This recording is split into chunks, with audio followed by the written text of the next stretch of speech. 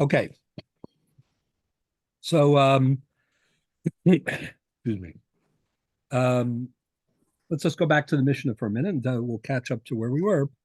So the Mishnah in the beginning of Bava Metzia tells us that if you have just look at it for a minute, Shnai Mosa Batalis, if two people are contesting the ownership of an object, just so happens that the Mishnah's case is a talis, but in theory, obviously, it could be could be anything. So two people are holding on to a talis; they're contesting. Each one, makes the exclusive claim of ownership. Zomar nimitzasia, zomar nimitzasia, zomar kula shali, zomar kula shali. This one says, I found it; it's all mine. The other one says, I found it; it's all mine. Later on, the Gemara is going to tell us that there are really two different cases here. One is a case where the argument is about a mitzia, an object that was picked up from Hefker, in other words, or picked up and there is no owner. And the other case is a case where there's a dispute about who acquired, who purchased an object. So you have one object, and let's say, there's an equal claim about who purchased it. Anyways, either way, so you have this physical,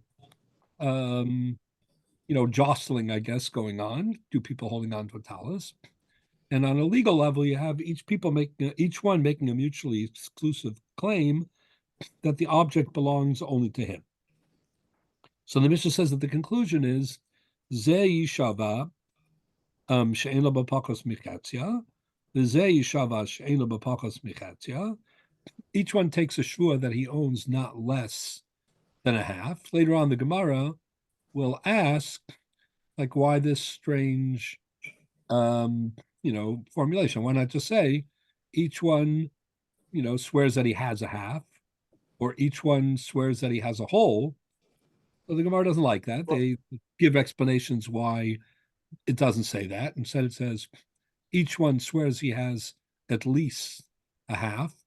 The way the Gemara explains it, that way there's no discrepancy between the shvua that's being taken and the actual disposition of the matter. In other words, if each one was to swear, I swear I own the whole thing, and then you end up splitting it, so it's a little bit jarring, that obviously the shvuos are mutually exclusive and inconsistent with the resolution of the conflict.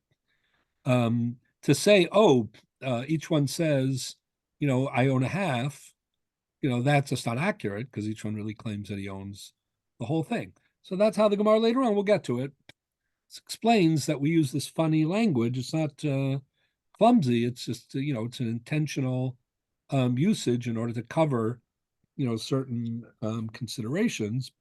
So each one takes a shvur she'ein lo b'pachos michatzia, and what you do is v'achloka, you split it. Question, if I might. Sure. The shvua is before the decision is made by the judges. Yeah. So at that point, each one is saying they own the whole thing. Well, right, but we know that no matter what they say in the shavua, that we're going to split it, because unless they admit that it's not a problem. But the shvua is not going to win the case because each one, excuse me, is making a shvua. So what the purpose of the shvua is to kind of number one, the Gemara says on Gimel Amud Aleph, and then later on also on Daled Amud Beis, that the purpose of the shvua is shelo yehei kol echad v'echad tokef b'taliso shel chaveiro v'omer shalihu. It's a deterrent. People shouldn't think that they can just grab other people's objects, and since they grabbed it, no one saw, and no one knows, that they'll end up with 50%, because there's a price to pay, and that is you're going to be forced to come to Bezdin and take a shvua.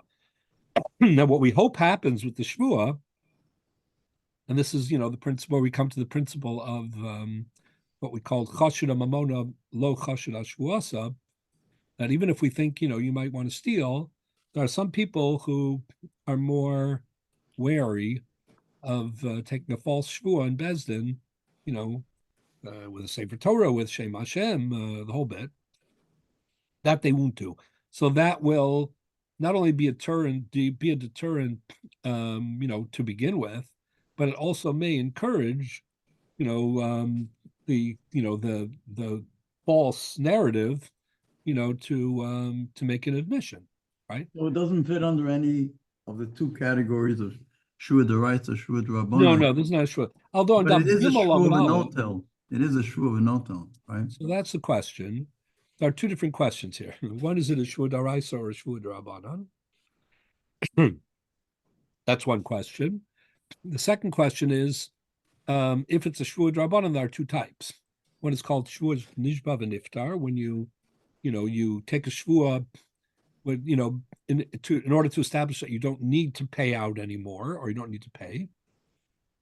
Then there's a shua nishba v'notel, which kishmo keinhu, is you take a shvua and that allows you, or that is a condition for, there are two types. Which is more like a shua derabbanan.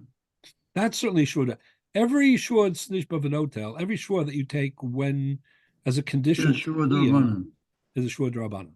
This is, but by the way, there are two types of that too, so it's complicated.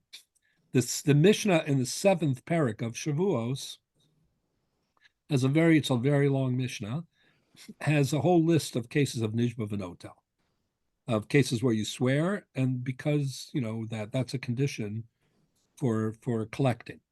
But there's another Mishnah in the 9th parak of Ksuvas, Pevav Medbeis, a very similar Mishnah with different cases, though, that's also nishba v'notel. So there are two different groups, one in Ksuvas and one in Shavuot. So some people explain that there are two types of shuas nishba v'notels. There are the ones that are lakula and the ones that are lachumra.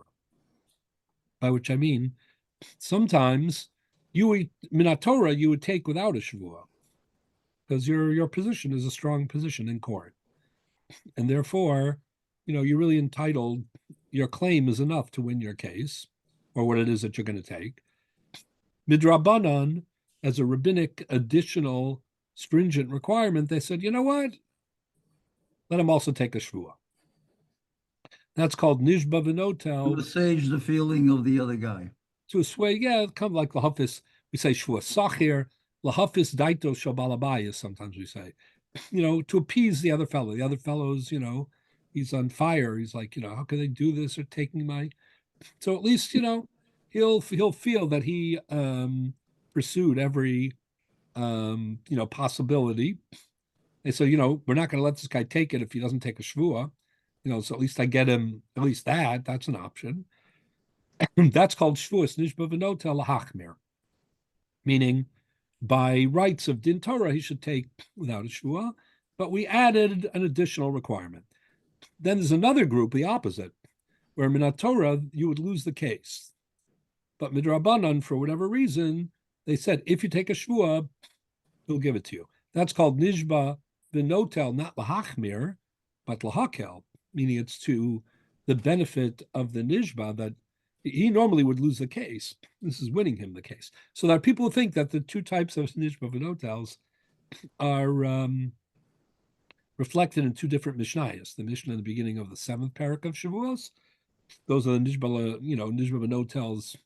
We'll call it lahachmir. I'm sorry, lahakel, and then the ones of the 9th parak of Ksuvas, which is a nishba v'notel, excuse me, which is lahakel, where normally you shouldn't take it, but you'll take it with a shua. What's not clear, I'll just give you, since you asked the question, I don't like to not answer the question. The Gemara Daf Gimel Amud Aleph originally thought that the shvua in the Mishnah is a shvua daraisa, that really it's a kind of moda b'miktzas. If you want to look at it for 1 second, I just wanted to throw in something, but then I want to get back to where we were. You look very, very quickly on Gimel Amud Aleph, those who have the Gemara. So about 3/4 down the page, so the Gemara says, Tani Rabchia, Moni libi adecha. A person says to another fellow, you owe me $100.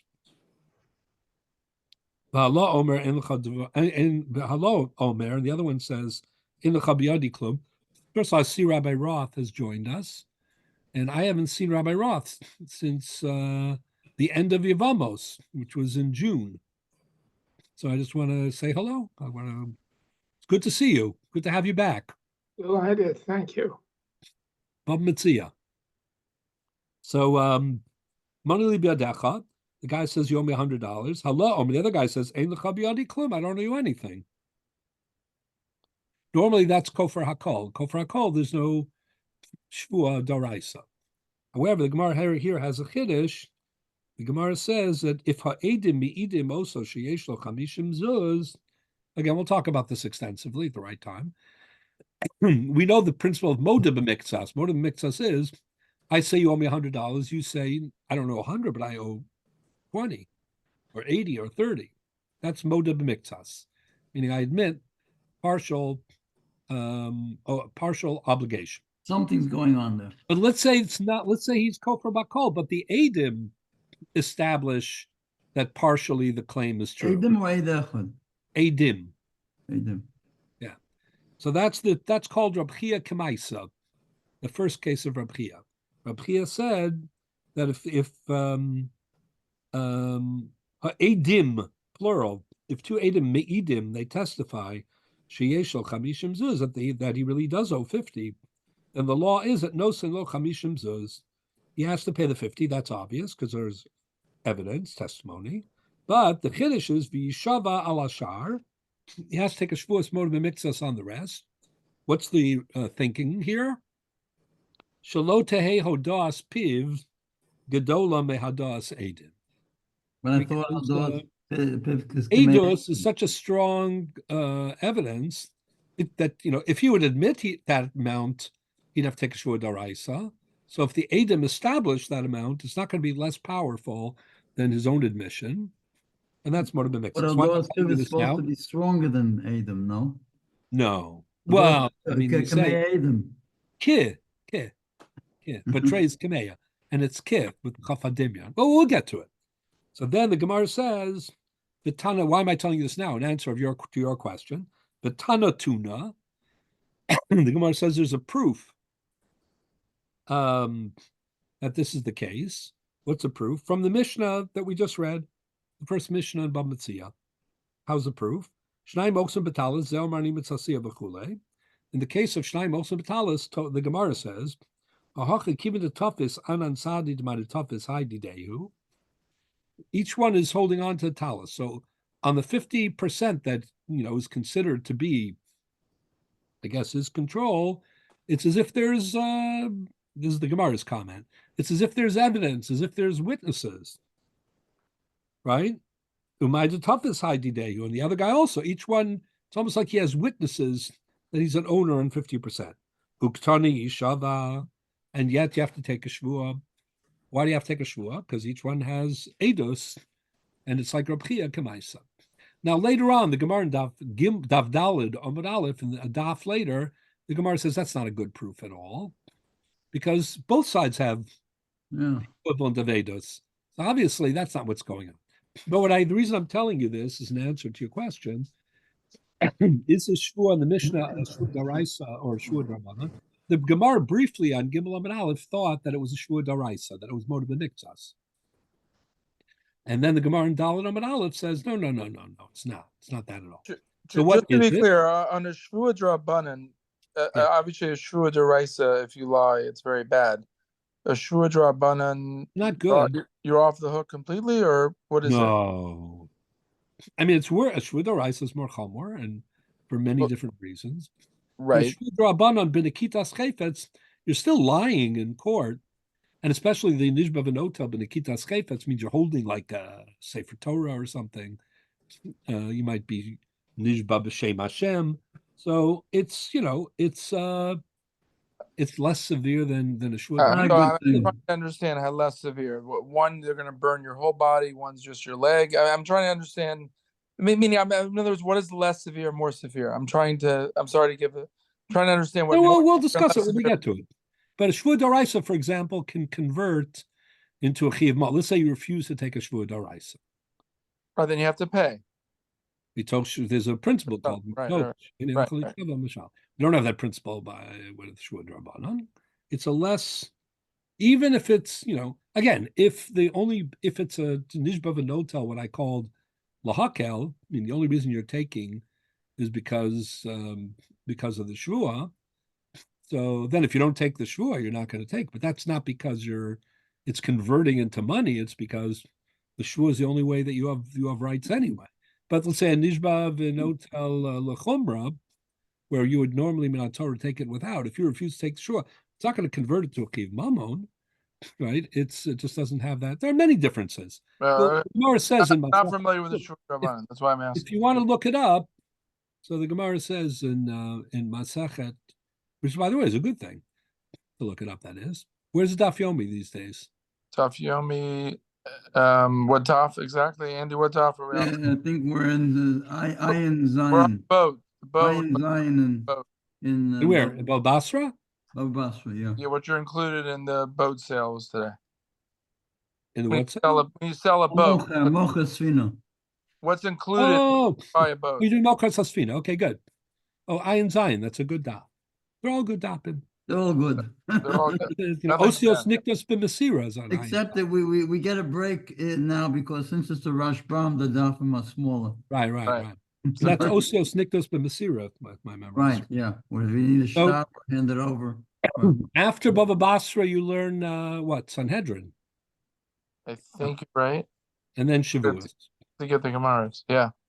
So when you learn Shavuos and you get to Daf Mem, so the Gemara there, Mem Aleph, if I recall, on the top, the Gemara says, Ma bein Shvuah d'oraisa l'Shvuah d'Rabban. It's in the Gemara, okay. And then the Gemara says things like, like they discussed before, but also what's called Mepach Shvuah. Like if you have certain Shvuahs, you can flip. So you know what? I'm not going to take a Shvuah. I don't want to take a Shvuah. I'll flip the Shvuah on you. It's called Mepach Shvuah. There are numerous nafkamina between Shvuah d'oraisa and Shvuah d'Rabban. Okay. If somebody is caught lying on either one, he's possible aiders for the future. Say that one more time. Oh, if you lie. If you lie, is it the same? The apostle for aiders for the future? Yeah, because either way it's sheker and sheker. So okay. It's either way. A shvuah is a very serious, matter. The point I'm trying to make is that there is a chiyuv shvuah in the Mishnah. But we paskin, again, the Gemara thought here on Gimel Amud Aleph, the section that I'm reading, that it might be moda b'miktsas, but the Gemara rejects that. What it really is, if you look on the top of Gimel Amud Aleph, and again, we'll read all this, at the right time. But if you go 6 lines down, the Gemara says, Kid Rabbi Yochanan. Rabbi Yochanan, Shvuah zu takanas chachamim hi. Everybody have that? Line number 7. The tokef betaliso shel chavero, the omer shalihu. That it's more like a dindrabanan, a deterrent, that people should. This is more geared to a metzia because the guy can basically justify it by saying that, look, he didn't cause any loss. Well, that's the Gemara. We'll get to that. Just picked it up a few minutes ago, so nothing lost, nothing ventured, nothing lost. Either way, this is a deterrent against people, thinking, I might as well make a claim for this object. If I lose, I lose. If I win, there's no downside. Half. What? There's no downside. There's no downside. So the answer is there's always a downside. The downside is you're going to have to come to court. According to the Rambam's understanding, it's a shvuah b'nekitas chayfetz, so you're going to have to hold like a Sefer Torah, and you're going to have to lie in the presence of the dayanim, and holding this religious item, and that has consequences. It doesn't have consequences that are monetary at the moment, but for serious people, it has consequences. Anyway, that's the first part of the Mishnah. The second part of the Mishnah is where the claim and the counterclaim is not on each one claiming full ownership of the talus. Getting back to Daf Beis Amud Aleph for a minute, it's the Gemara says, the Mishnah says as follows: Yeah. Ze omer kula shali v'ze omer chetzia shali. Let's say one of them, Ruvain, says that the whole talus is mine, and Shimon says half the talus is mine. We're partners, right? So omer kula shali shava she'ela b'pachos v'gimel chalakim. The one who said the whole thing is mine, he takes a shvua that he owns not less than 3/4, and he takes 3/4. The omer chetzia shali shava she'ela b'pachos mervia. And the one who holds, who says that, I own half, but I admit I don't own the whole thing, he takes a shvua that he owns not less than 1/4, and he collects 1/4. Zen notel gimel chalakim, zen notel revia. Then the Gemara says the same rules apply to a rochev and a manig. Let's say they aren't holding on to talis, but they're trying to make a kinyan on this animal. Both of them are riding, one is leading. And then finally the Mishnah concludes that bisman sheim modim sheyesh lahem edim chokim below shua. If there are edim or there's a hodah, then of course you don't need the shua because then you have positive proof. I think Gemara discusses what that means as well. So what we discussed last week, I want to get back to it now in the Mar Makomos, is that the Rambam introduces the dinim of Shnayim Oksa B'Talis in Hilchos Toin V'Nitan. Actually, in these dinim, very specifically in the 9th parak, the Rambam divides up Hilchos Toin V'Nitan broadly in the following way. The beginning of Hilchos Toin V'Nitan deals with Moed B'Miktzas and Kofar Hakol, the issues that we were talking about a minute ago. That's how, if you look carefully in the Mar Makomos, right, it's Perik Aleph, Halacha Aleph, Hilchos Toin V'Nitan, Atoinus Kaver B'Metaltalin. Person makes a claim, of someone else, of mobilia. He says, you owe me Metaltalin. It could be money, could be an object. The Hodalo B'Miktzas, and the other fellow acknowledges only partial obligation. Areza Mishalem, Masha Hoda, he pays what he admits. Right? Benishbal Ashar, and he swears on the rest. That's Moed B'Miktzas, right? This is Minat Torah. Shenemar Asher Yomar Ki Huzeh.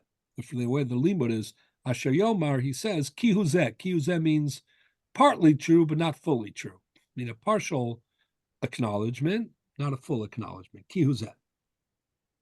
The Chenim Kafar Bakol, but if he, denied the whole thing, V'amar lo Edvar Me'olam, but he said, I don't owe you anything, or I never even borrowed from you, or I paid you, whatever the case may be.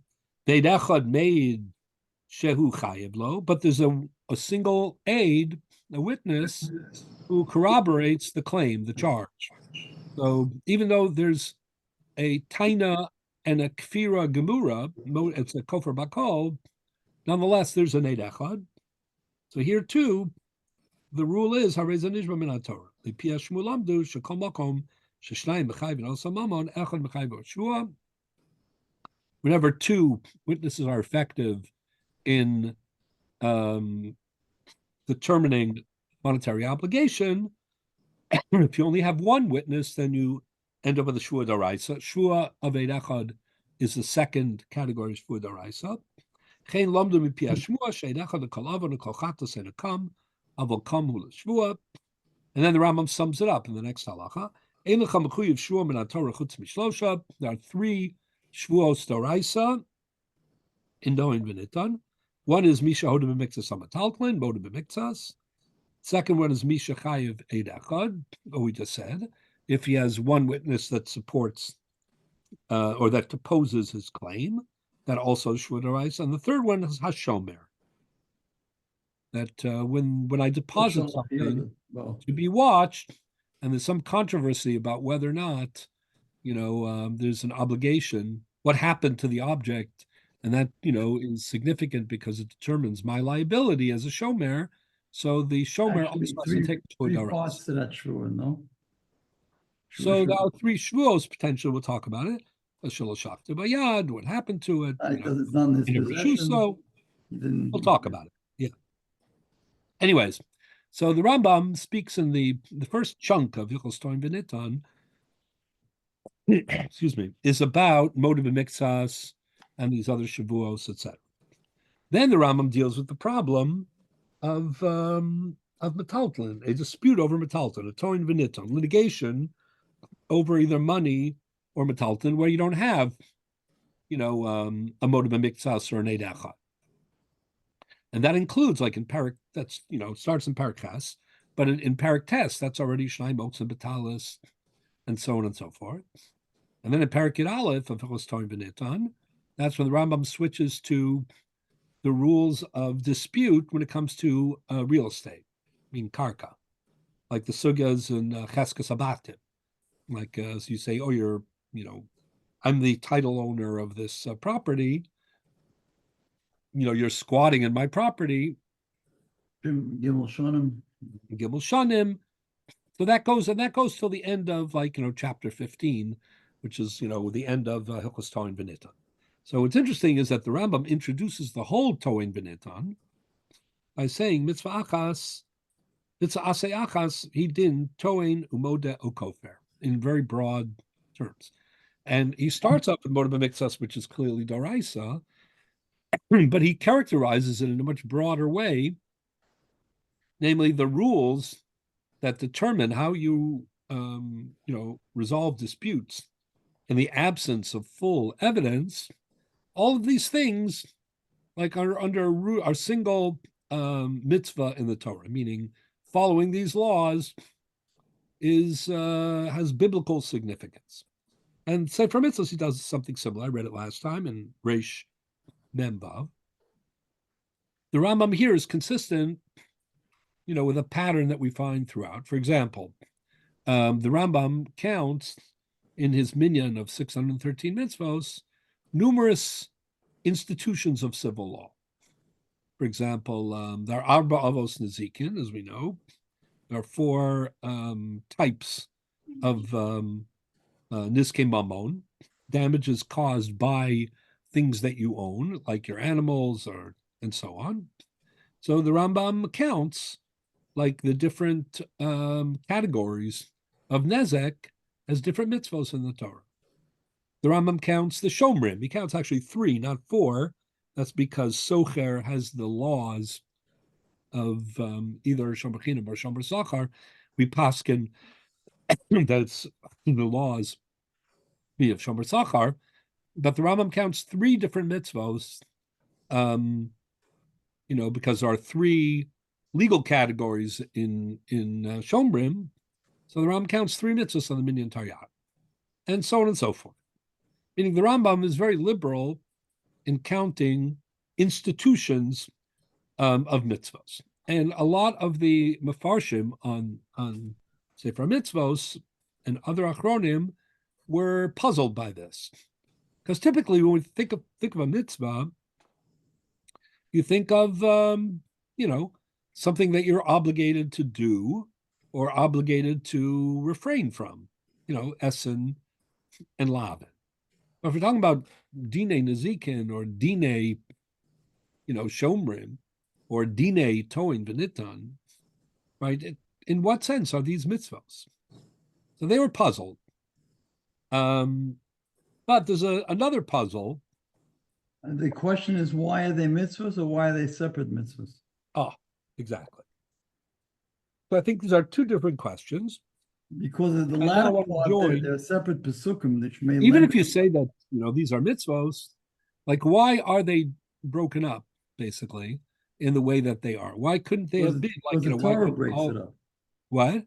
The Torah breaks it up. gives Well, a the Torah separate- breaks it up when it speaks about them, but that doesn't necessarily mean you should break them up that way when you count the Minyan Taryag, right? For example, it would have been very easy to count all the Shomrim as 1, right? Or all the Nezikin as 1, or,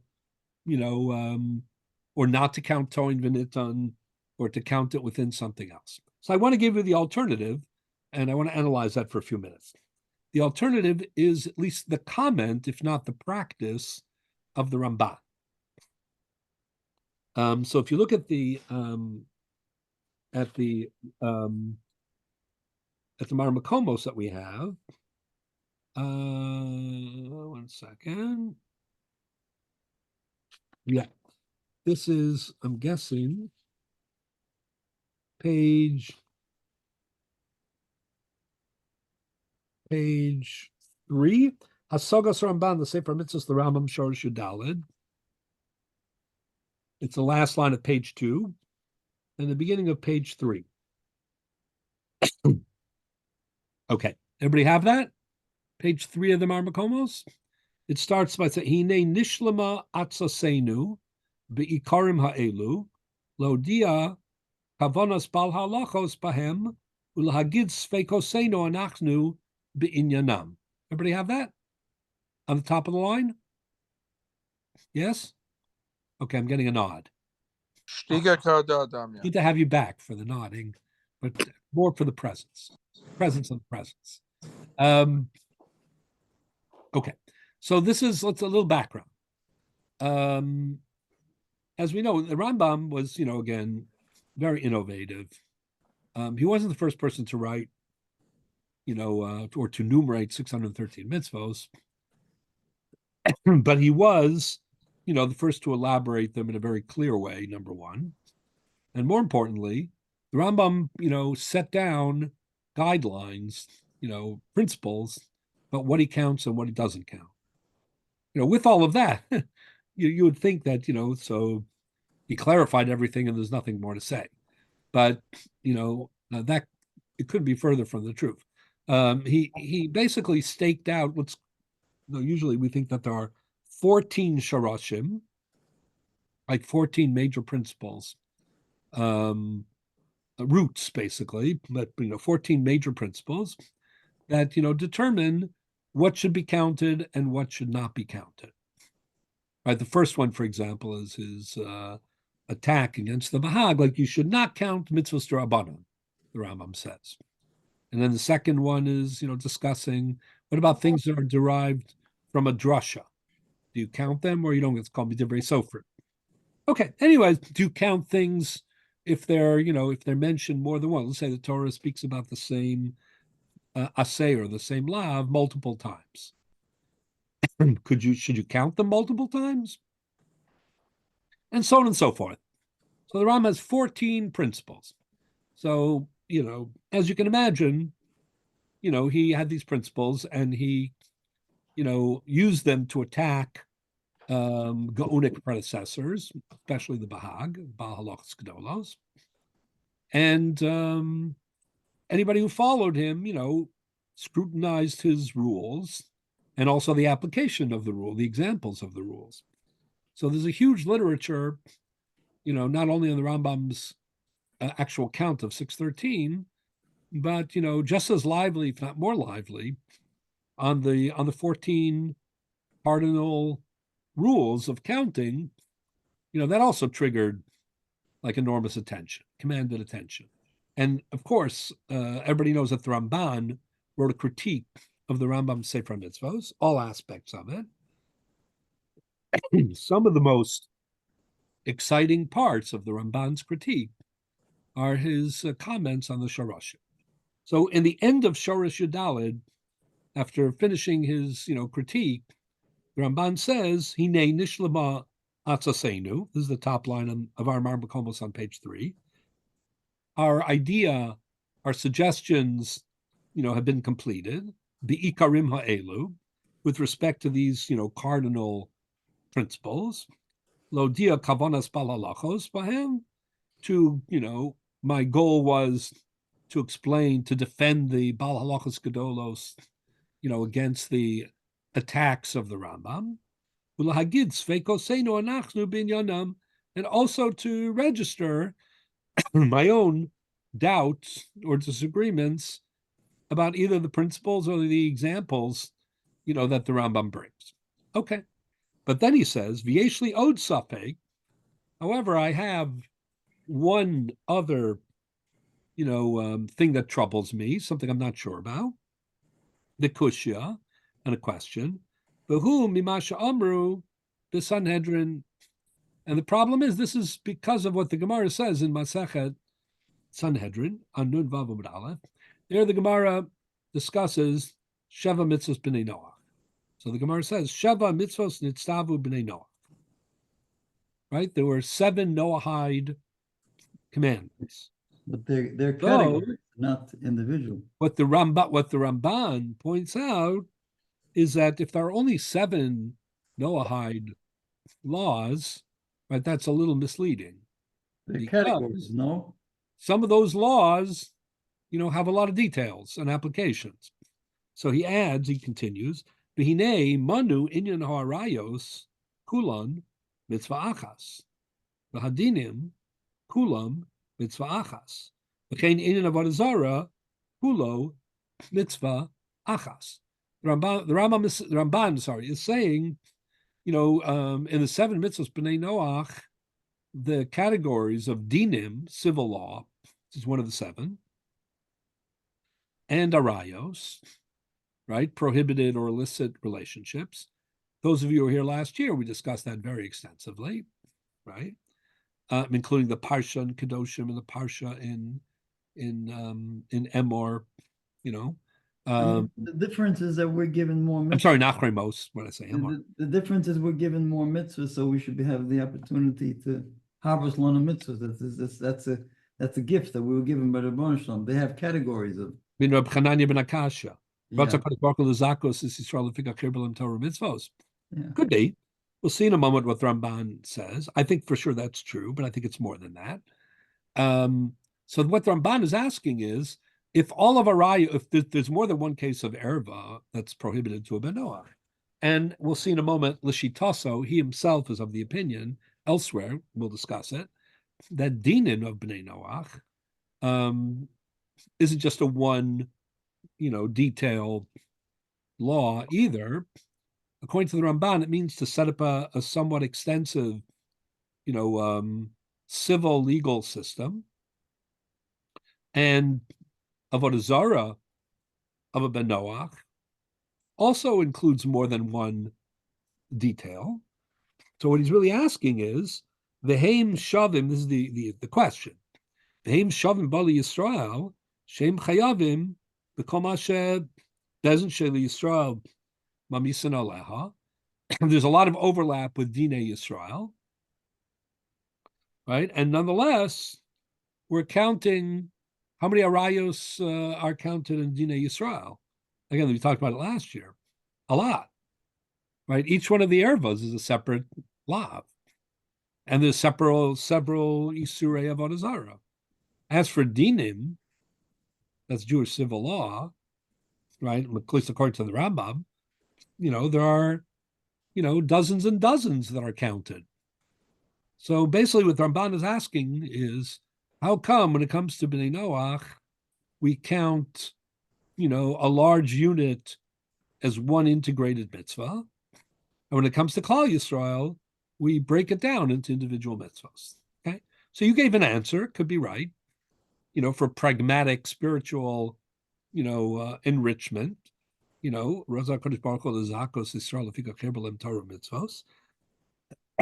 course, those words don't necessarily mean that. What they may mean is that we're obligated to do, in practice, much more. Not, the minyan mitzvos, but the actual obligations. Because remember, the Ramban is just pointing out the areas of overlap.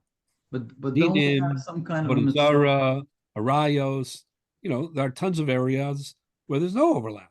Don't we have a Masorah about 613 and everyone's still just trying to figure out what they are, but isn't there some kind of Masorah passed down that 613 is the number? Once you have that, Rambam is working with that you have more than categories, because once you're stuck with 613, you got to look for more. Right, but that is, that's factually true, but it's not an explanation, right? No, but I mean, it wouldn't work out if you did it the other way. Yeah. But it doesn't explain it exactly. I mean, you have for Shabbos the concept of the Av. Ooh. So why wouldn't that be applicable to the entire Taryag? Why could you not say that the explanation is you're asking Shabbos has 39 malachos, right? And we only count them as one, right? So and that's a great question. And not only that, you have out of those 39, you have the concept of the toldos. So Right. why not take that concept, I mean, that's kind of what the Ramban is asking. but not, they don't But have I, a but I will there's just there's add, no name for that. There's no formalization. no. So first of all, just it's interesting to note in light of what you're saying. I think it's a great paradigm, and we're going to discuss it in a minute. I'm going to use it, but you should just be aware also that there's a very fascinating exchange between the Rambam's son, Rabbi Avram ben Rambam, and a contemporary of his called Rabbi Daniel Abavli. Rabbi Daniel Abavli, wrote letters to Rabbi Avram ben Rambam challenging him about his father's, codification or classification of mitzvahs. How come this he counted this way? Should have counted that? One of the things he asks him is, how come your father didn't count 39, lavin on Shabbos? So Rabbi Rambam Rambam's trying to explain why the 39 really belong, under one heading. So we'll get back to that in a minute. But it's a good example. So the Ramban is basically stuck. What does Ramban say? So again, he doesn't so much explain as describe. Is Anira Bazeh, Lomar Shehuzru b'nei Noach b'mitzvah shalahem b'chlalos, lo b'pratim. So far, he's stating the facts, meaning b'nei Noach are prohibited in a general way, not in a specific way. Klomar shenomar lahem ba'rayos al derech mashal kmo ishish al kol sher b'saro lo tikravu ela aim ela achos min ha'aim right ve'eshes hachaver b'imano sam b'nei zeh mitzvah achas. Right, he says when it comes to b'nei Noach, there's a broad prohibition against immoral or illicit, or insensuous relationships, and each of the examples are just that. They're applications and examples. But the Torah very specifically doesn't do what it does with Bnei Noach with Bnei Yisrael. It doesn't use one, overarching, Iser, which we then understand includes other things, other applications. It rather specifies each one specifically, right? So the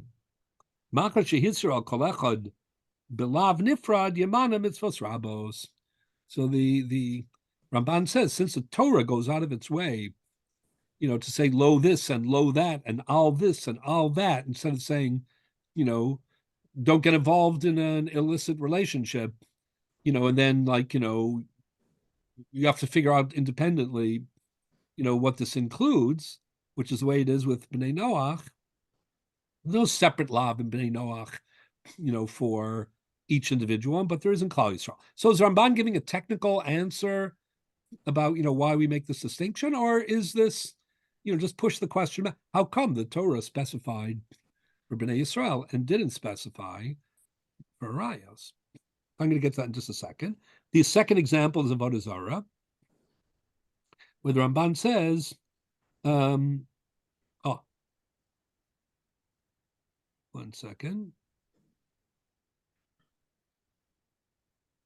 V'chei ma she'omru eser mitzvahs stav Yisrael b'mara, sheva shenitztavu b'nei Noach, hosif lahem gimel, Shabbos v'kibud av v'eim. Do we have a specific pasuk for each of the Shiva mitzvahs b'nei Noach? Yeah. The Gemara is... That was given at Morah? Sorry, no, Morah was Klal Yisrael. Yeah, so where do we know it from, the Shiva mitzvahs b'nei Noach, by pasuk by pasuk? The Gemara in Sanhedrin on that daf, on Nun Vav, derives it from drashos from Psukim. Vaitzav, Elokim. So not a specific, it's more of a drasha. Some of them are drashos and some of them are a little more explicit. The Ramban's bigger point is that the approach of the Torah when it comes to Bnei Noach is to make the prohibition broad, even though there are, applications of cases. Arias is a great example. Avodah Zarah is another example. Yeah. But what now he's about to ask is, but when it comes to dinim, he says it seems like Klal Yisrael, the difference in dinim should be more negligible. Why? Because the Gemara says the following. On the Nuvad Medbeis in Sanhedrin, V'chein Masha Amru Sham, Eser Mitzvahs Nitztavu Yisrael B'mara, Sheva Shenitztavu B'nei Noach, Osif Aleim Gimel Shabbos Kibbutz Ve'im B'dinim, Shenemar Sham Sam Lo Chokum Mishpat. But dinim is also by Goyim. So the Gemara says in Sanhedrin that in Mara, when the Klal Yisrael came to Mara, that says there Sham Sam Lo Chokum Mishpat V'Sham Niso. So the Masorah is that they added, that Moshe Rabbeinu added 3 mitzvos to the 7 of Bnei Noach. So they had 10 altogether. Meaning Bnei Noach had 7. Dinim exists by Bnei Noach also.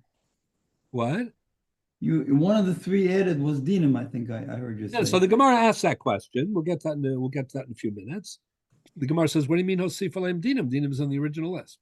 But before we even get to that, the bigger point that the Ramban is asking is, you see that Klal Yisrael also are treated in this more klali way. Because what do you mean they had 10 mitzvos? Meaning they had the 7 of Bnei Noach. They also had the 7. And then they had 3 more. Why not say they had 50? Because each Arayos is separate and each Avodah Zarah is separate. So he says, Nomar. So what are you going to say to that? Says the Ramban, Nomar ki hizar osam ba'azharos hanemaros b'nei Noach kazharos heimatzmam. At that point in history, it was before Matan Torah. So in Mara, at that point, Ertzalomar shekolam lahem ad shabo al Har Sinai. Shesham nizbaru hamitzvos b'prateim b'dikdukeya. So he's saying in Mara, which is prior to Maimed Har Sinai, so the perspective that we're familiar with regard to Bnei Noach, namely that we look to the category, the mitzvah or the Isser is the category, everything else is just an application, but it's like a single machayiv. That was true for Klal Yisrael too, until Matan Torah. V'hizir osam b'mara lishbos b'Shabbos mitzvah sayachas aval dinim amr b'mechilta umishpat. I'm sorry. Ertzalomar sheklolim. I missed the line. Shekololam lahem ad shabo al Har Sinai shesham nizbaru hamitzvos b'prateim v'diktukeihem. Meaning, the way the Ramban, this is like a very seminal Ramban. This is like a hidden Ramban. I wouldn't say hidden, but it's not a well-known Ramban, because how many people are reading the details of the Ramban's critique of the Rambam and Sefer Mitzvos? So this is, at the end of the critique of the Sharashim, it's his final words, but it's one of the most important things that he wrote. So what he's saying is, until one of the chidushim of Maimed Har Sinai was to individualize the Isurim of Arayos and the Isurim of Avodah Zarah, and so on. Till that point, it also superseded and eliminated anything beforehand, no? Yes, that's also true. But the point is that even on the things that were common, it also established a change. And that is, even when the details were the same, or they were repeated, reiterated, they were now broken down into individual Isurim. What's the significance of that? So let me explain what I mean. Let me go back to your mashal about Shabbos for a minute, but not so much a minyan and mitzvah. So I'm going to use it in a different way. We have a rule. The Gemara says in Masachet Beitza, on Daf Chaf Aleph, the Gemara says in Makos on Chaf Aleph, that's related to Beitza. It should be a Beitza. The Gemara says in Makos on Daf Chaf Aleph, Chiluk malachos b'Shabbos, the ein chiluk malachos b'Yom Tov. And if you violate Isurei Shabbos, b'Helam Echad, but it's different shkagos, like it's Shabbos, the date, something about Shabbos, but you didn't know that you're not allowed to plant, and you didn't know you're not allowed to plow, and you didn't know you're not allowed to build, and you didn't know you're not allowed to write. So that's called chiluk malachos. You'll bring a separate korban for each malacha. Right. But when it comes to Yom Tov, there it isn't about korbanos because there's no korban, but it's malchus b'mezid. Ein chiluk malachos b'Yom Tov. If they warn you and they said don't violate Yom Tov, and then you go ahead and you violate Yom Tov by doing different malachos in one fell swoop, you only got one malchus. Why? So the answer, I think, is clear. And that is, I've spoken about this in the past, and that is, probably speak about it again in the future. And that is that Shabbos, Chilul Shabbos, Malach on Shabbos is far more prominent than Malach on Yom Tov. It's a little bit, it's amazing that there is an Isra Malach on Yom Tov. And probably the reason that there's an Isra Malach on Yom Tov is because there's an Isra Malach on Shabbos. And, the paradigm of a Yom Kodesh comes from Shabbos. As we say, Tchila l'mikroi Kodesh. So it doesn't have its own independent malacha. You're saying everything falls through Shabbos. Yeah. Shabbos, the whole theme of Shabbos is Kivo Shavas Mikol Malachto Asher Bara Elokim Lasos. God abstained from malacha. And as an acknowledgement of that, anything that constitutes a malacha is an extreme violation of the Kedushas Hayom of Shabbos, and that's clear. But Yom Tov is a little bit trickier. What does Yom Tov have? What does Yisur Malach have to do with Pesach, or Sukkot, or Shavuos? Why is there an Yisur Malacha on those days? This is my short answer. The answer is because the concept of a Yom Kodesh, Shabbos has two aspects. One is that Shabbos is Shabbos in its own right, and it's about Shvisa Malacha, to imitate the Rabbanu Shalom, or to acknowledge his active and passive role in creation. And in addition to that, Shabbos is also the first expression of Kedusha in the Torah, and of course, the first in the paradigm for Kedushas Hazman.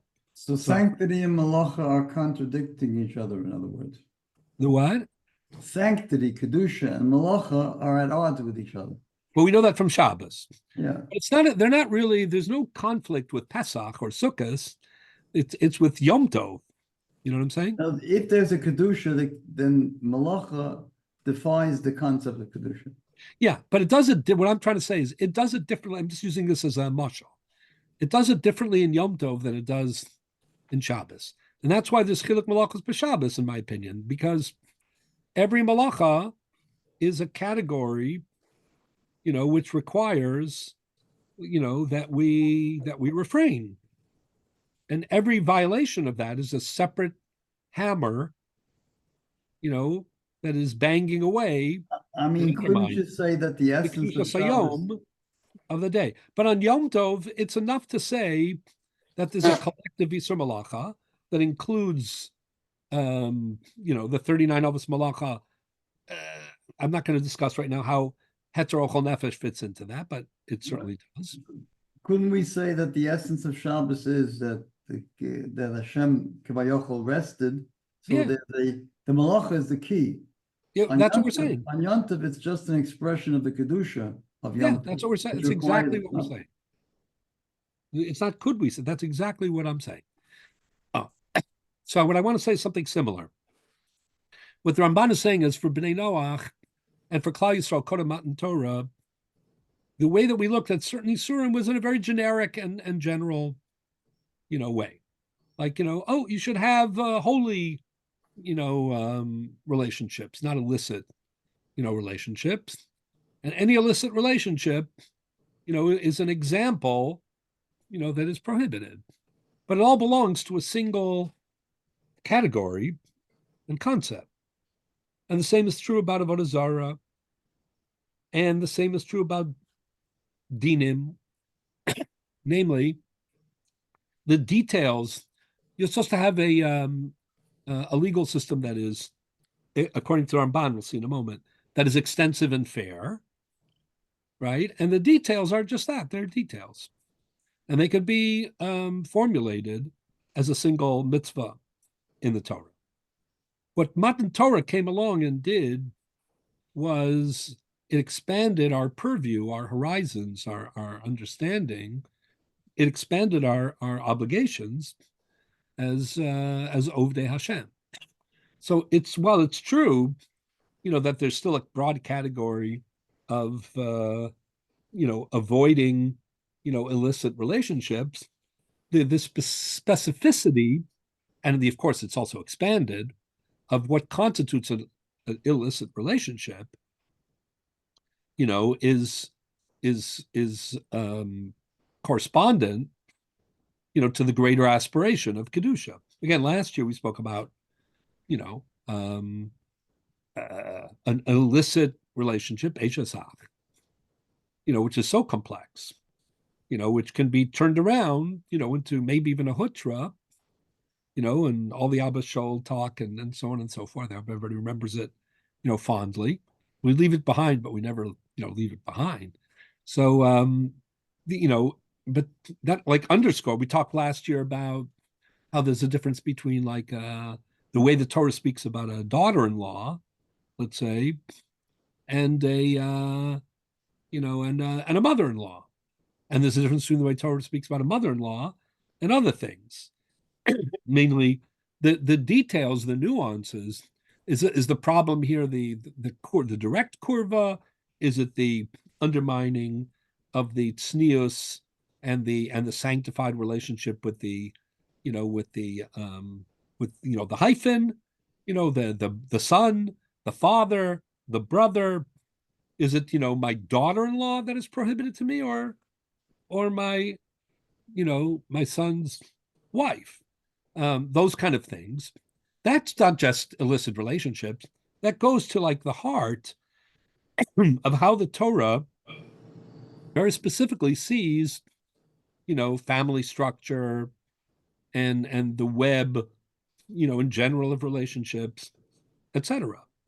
So this question of whether or not everything is all integrated into just the category and everything is applications, or whether or not, in some cases at least, the details are sufficiently significant that the lav bifnei atzmo, is a preferred way, to project, these values. That's a part of the difference between Ben Noach and Klal Yisrael, and that's true for Avodah Zarah, and that's true for Gilead Rayos, at least post Matan Torah. But the reason I'm discussing all this, we're going to end up having to stop soon, but is that the Ramban is troubled. He says, okay, he's troubled by this question. It's an interesting question. But he says, I'm really troubled by dinim the most. Because he says, even after Matan Torah, I don't really see why we can't continue, to use the paradigm of Bnei Noach. I mean, why can't we? It's one thing to say, oh, every erva is a separate, dynamic, and therefore not just an example of an absence of kedusha or tznius, etc., but it's a very specific violation of certain kind of relationships and values. And the same with Avodah Zarah. But is that really true about the details of Dinei Mamonos? So listen to the continuation of the Ramban. So he says, "V'hizra osam b'mara lishbos b'Shabbos mitzasei achas. Aval b'dinei amr b'mechilta u'mishpat." This is after Matan Torah. Elu dinei onsin b'dinei knasos b'dinei chavalos. Hine kol elu monu osam achas. It seems from the Mechilta that we're really comfortable, even after Matan Torah, bundling Dinei Kosher Mishpat in a much broader way. The Ein Lahem Inyan Lecholam Bevasachas El Sheshem Echad Yichlolosam. Behu HaMishpat Bamiskari Veladas Mizeh says, what makes most sense to me, says the Ramban, if it were up to me, I would have thought Shehu Yisbarach V'Yisala Siva Lishbot B'Tzedek. So God gave a commandment that we shouldn't run our judicial system, our legal system, arbitrarily and unfairly, More than that we should, adjudicate and judge tzedek. Shenemar, this is last week's. V'shaftu es ha'am mishpat tzedek. Also says tzedek tirdov, right? So it's shoftim v'shoftim titan l'cha b'chol sharacha, but it's also v'shaftu es ha'am mishpat tzedek. So why aren't all these details just under the rubric of v'shaftu es ha'am mishpat tzedek? What is tzedek, you'll ask? Rabbi Roth, I know, has written a lot about this. Has a great deal to say about it. What is tzedek? What is righteousness? So here the Ramban takes what we'll call an isha halacha approach.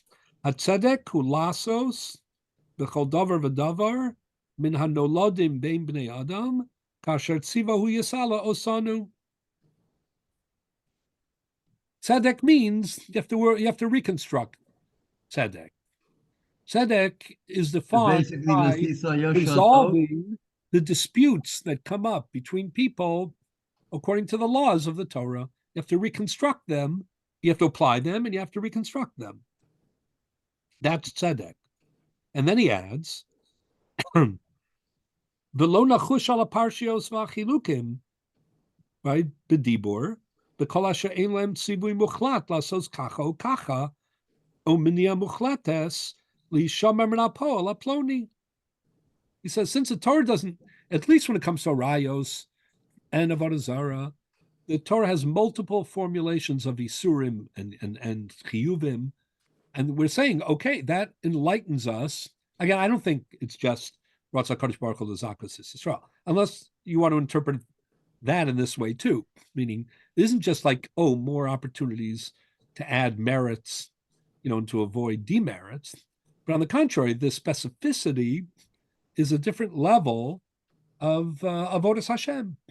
It's paying close attention. It's not only like broadly doing things.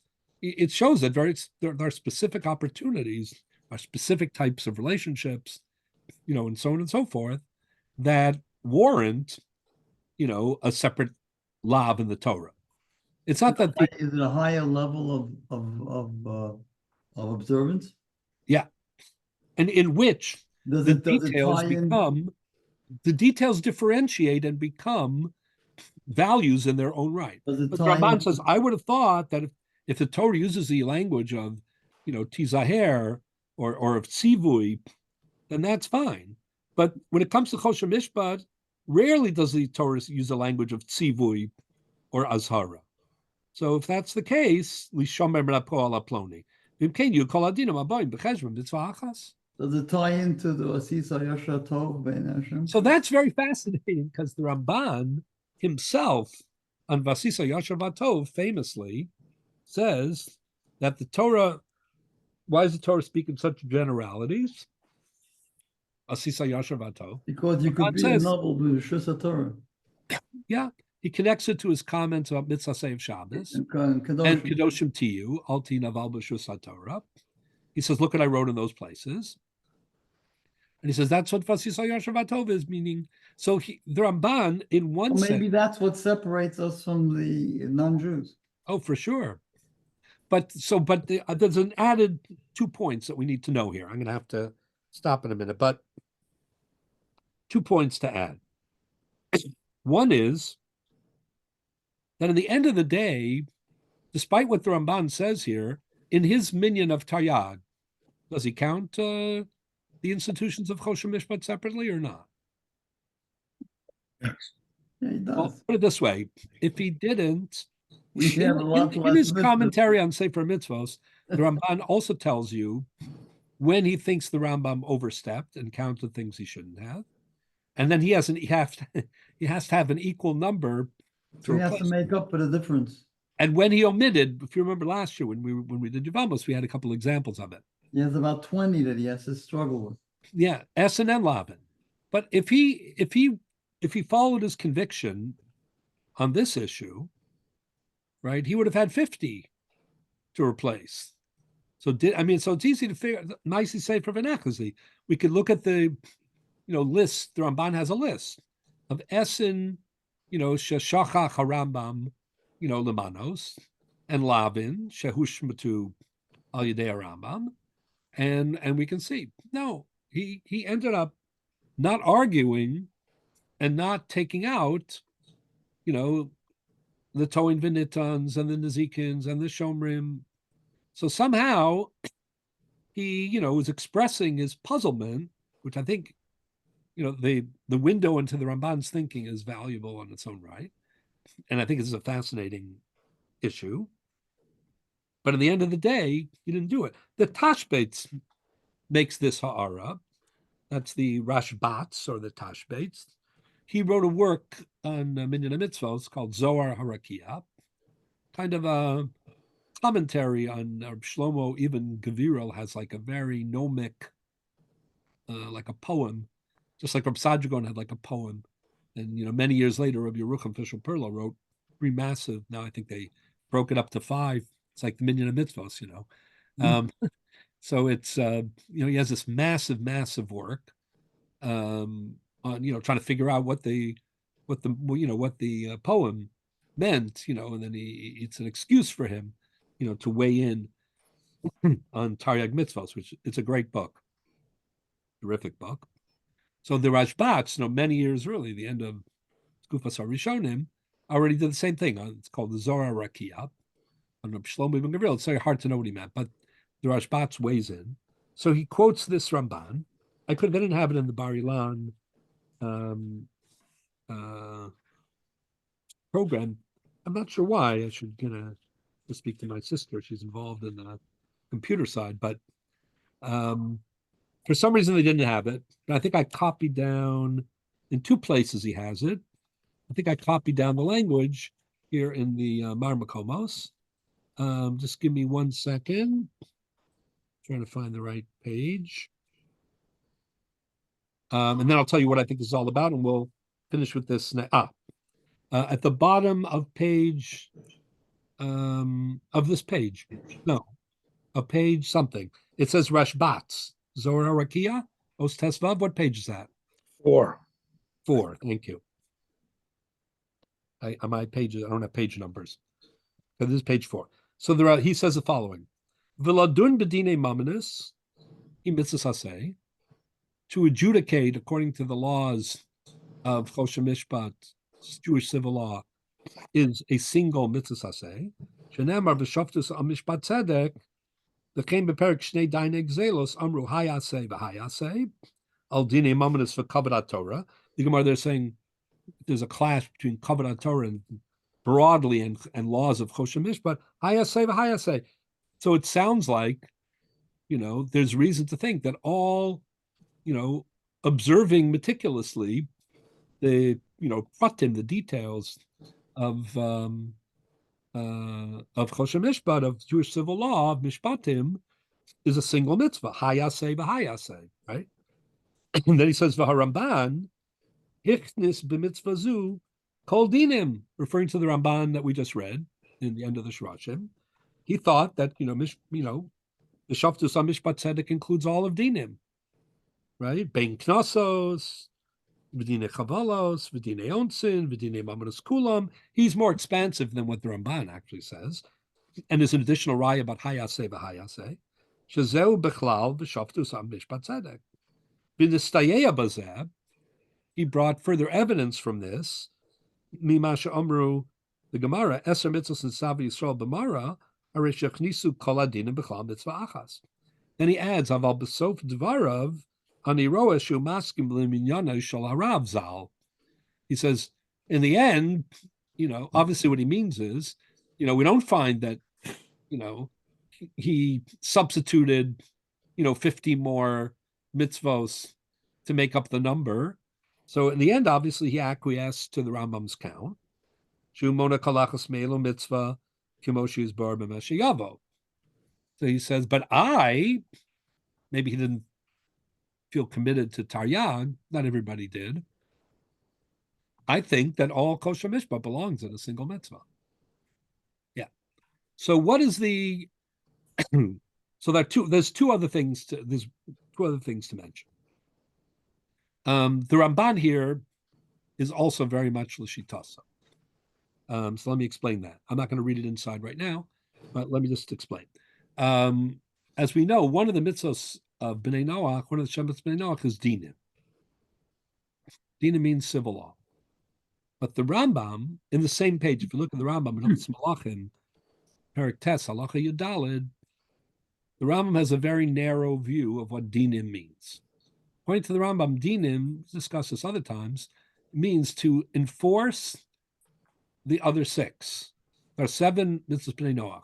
There are really 6 mitzvahs Bnei Noach, and the 7th is to enforce, right, compliance with the 6th. Does that mean a judiciary system, a whole, or just? No, so that's a very limited. So look at the Rambam says. Hilchos Malachim Perek Tes Halacha Yudaled. Ketzad Mitzuvin Hein Al Adinim. What does dinim of Bnei Noach mean? Chayavin lahoshiv dayanim v'shoftim b'chol pelach u'pelach. We're obligated to set up courts. Notice it doesn't say kol pelach u'pelach v'chol ir v'ir, which is what the Gemara says.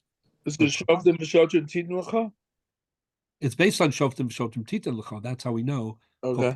Pelach v'chol ir v'ir. Law and order. It's interesting that he uses the expression kol pelach u'pelach v'chol ir v'ir, the more extensive, like every state, every city, every shtetl, you know. That he says in Hilchos Sanhedrin. When he talks about Bnei Noach, he only mentions kol pelach u'pelach, like, you know, only in the state capital, you know, something like that. So that's interesting, and that's consistent. We'll see in a moment.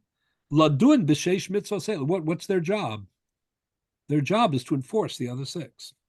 Ulahazir asa'am, and to, you know, instruct the people and to warn them. Bnei Noach she'avar lachas v'sheva mitzvos yeharig b'saya, capital punishment.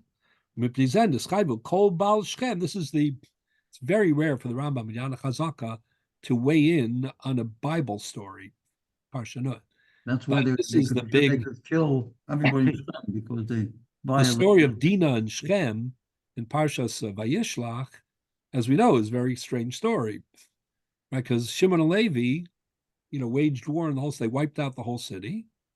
Yaakov Avinu was very unhappy with them. They were complicit, though. Very critical of them. So, you know, it's a machlokus between Shimon, Levi, and Yaakov Avinu. So you have to understand it. So the Rambam says Shimon and Levi had a basis for what they did. The basis of what they did was, as he explains, they deserved it. I mean, they were guilty. Shechem Gazal, Shechem kidnapped Dinah, that's Gezel. And the rest of them just, you know, didn't take action. So dinim means you have to enforce the other 6, including Gezel. And if you don't, then that's the full violation of dinim. And that, you know, incurs a death penalty. That's the Rambam's take. Then he adds, Ben Noach is nerag beid echad b'dayin echad below asra al pikrovim, and so on. The Ramban, if you look, Ramban in that's Ramban in Shmos. If you look earlier, the Ramban, right after the Sefer Mitzvos in Parshas Vayishlach, they have a Ramban. Right, what page is that? Is that 3? Ramban Bereshis Perek Lamed Daled Pasuk Yud Gimel. Hold on. What page is that? The Ramban, you're saying? Yeah. Page 3, Rachel says. 3. Okay. Yeah. I'm not going to read the whole thing because it'll take too long and we're already over time. I'm going to tell you the upshot. The Ramban quotes the Rambam. I'll be just the beginning. Rabbi Yishalu, some people ask, many ask, like how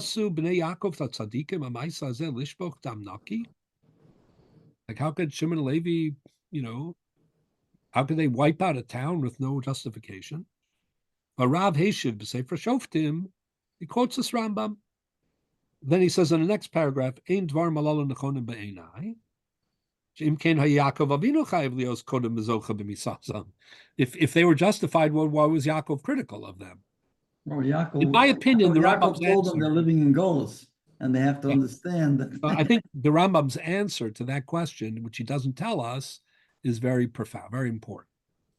And that is there might have been, you know, guilty. That doesn't mean that it's your job, especially when you're vulnerable or when there's going to be a Chillul Hashem, sometimes there's more than the question of legality. There's the question of, the image and the consequences, and there are various aspects. Moreover, Yaakov Avinu was Yaakov Avinu.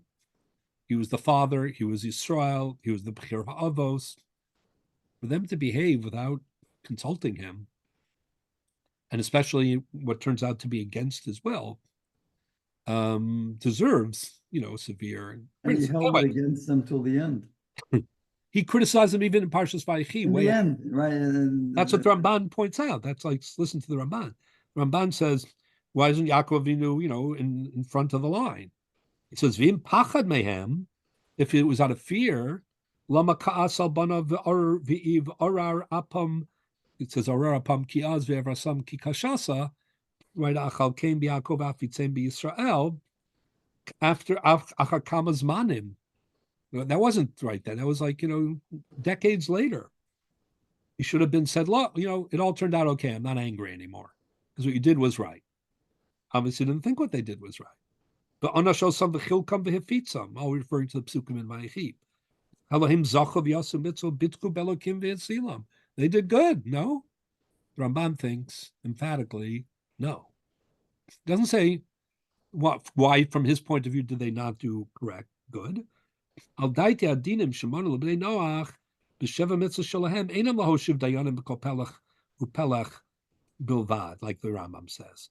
Avot tziva osam b'dinei gneva v'ona v'oshek u'schar sacher b'dinei hashomrim v'onas u'mafata v'avos nazikin v'chovel b'chaveiro v'dinei malva v'lova v'dinei mekach u'memkar u'kayotze bahen k'inyan adinim shenitztavu Yisrael. Ramban has this big. Ramban says Dinin is not the enforcement of the other six. Dinin is a very expansive civil legal system. They're obligated to have that. The consequence, how that fits into the Shkem story, he says, listen, if the Rambam was right about Dinim, then, then Azharasan Zuri Misasan, then the capital punishment would apply. But if dinim really means to set up a legal system, extensive one, right? So then the enforcement part is a small detail. It's like isn't it also another misa for that? Isn't it also another question that this was collective punishment, which, as we know in the Torah, has to be an Iran Idachas? There's only very special circumstances. No, he's saying the Rambam saying collective punishment. What's Rambam the point of having a legal system with no enforcement? That's like it's ridiculous. No. Like, He's saying they were wrong. Joke. No, he's saying they were wrong for not enforcing it, but that's not. They don't deserve the death penalty for it. Meaning, you only deserve a death penalty if you don't have a legal system. But if you have a legal system, you don't enforce it. That's okay. I don't. If you have a legal system and you don't enforce one example of it, one example, but if you don't, or one product of it, like in New York, you could steal under a certain number. I'm saying, no, it's wrong, and you should be punished for it. But you don't necessarily get a capital, punishment for that. That's what he's saying. But anyway, what's the bigger point? What am I trying to say here? The whole Ramban and Sefer Mitzvos could not get off the ground if he held like the Rambam. Meaning, the Rambam's, view of dinim is so limited, that there's no comparison between Dinei Yisrael and Dinei Akum or Dinei Bnei Noach at all. It's only the Ramban who, he doesn't connect them, I'm connecting them, who in Parshas Vayishlach is of the opinion that dinim means, to have this extent. The Ramah has a tshuva in which he says that in his opinion, the obligation of dinim is not only that they should have an extensive system parallel to Choshen Mishpat, they should actually apply Choshen Mishpat. So then the question of the Ramban here in Shirachim is much more stronger question. If it's the same laws, and there it's all one mitzvah, why isn't it one mitzvah here? But at the end of the day, the Ramban obviously recanted without recanting, because he didn't substitute for 60, 70, whatever it is, mitzvahs. So what's the takeaway and what's the Rambam's view in all this? But I think the answer is going back to what we started, and we'll elaborate just a little more next week, and then we'll move back to the Gemara proper. is that what the Rambam's thinking is, and what the Ramban eventually is thinking is, the same way that the Ramban explained it when it came to arayos. And that is, sometimes you can have the same dinim, right?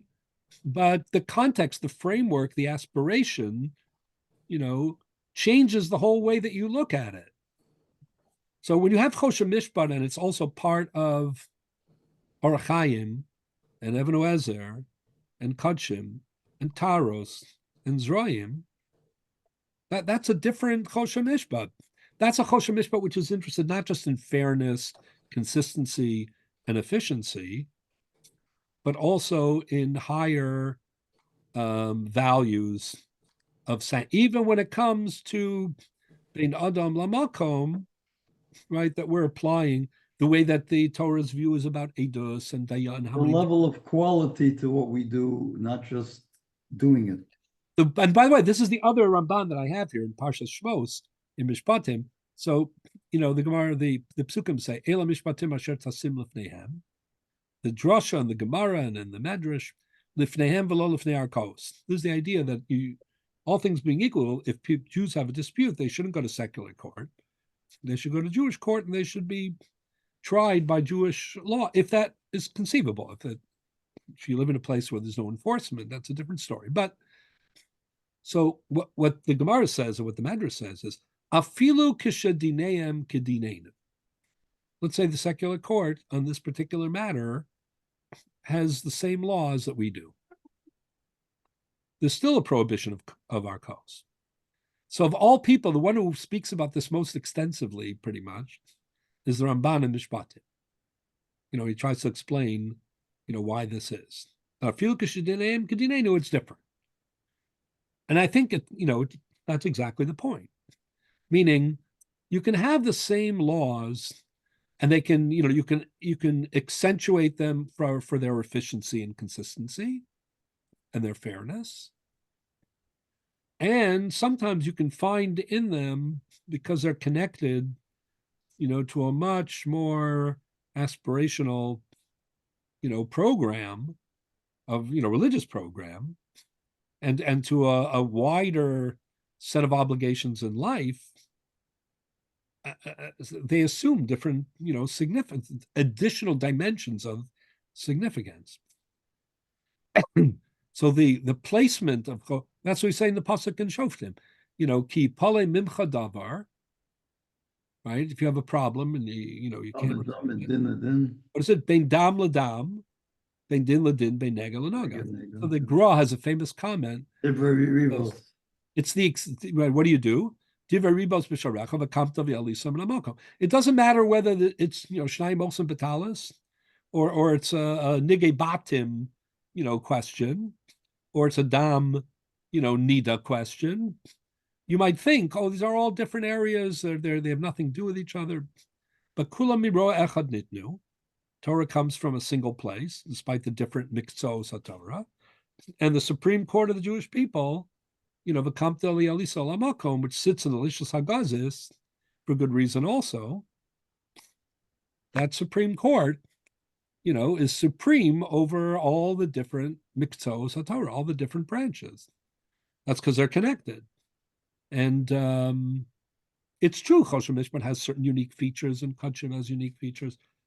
And with all, that's what the Gemara says. Torah Megillah Nitna, and Torah Chasuma Nitna. The Gemara says in Gittin. So this bigger idea, as I think why the Rambam felt even the institutions of Choshen Mishpat are mitzvos. Not, you're obligated. The Rambam, in the end of his count, in the end of the Shirashim, also says, he says, there are many mitzvos that you're never going to encounter. If you're not a Kohen and you're not a Levi, he says, if you don't do any damage, you're not going to encounter the mitzvah of Nezikin. And if you don't steal or whatever, you're not going to encounter the mitzvah of Chiyuv Kefel, and so on and so forth. But he still counts them, meaning their values. They teach us about, priorities and perspectives. And that is, when we study even Choshen Mishpat, together with the efficiency. It's values also, right? its values. And that's one of the things that I wanted to get across. So, Toin V'nitan is a mitzvah according to the Rambam. Got it. Mishnayim Osin is going to touch on like very, very important legal questions also of efficiency, but also questions of idealism. And that's what we should be careful about. So I want to speak a little more about this next time, but mostly start with Sure. Thank you. Good night. Have a great Thank you. evening, everybody. Thank you, Rabbi. Good night. Thank you. Good night.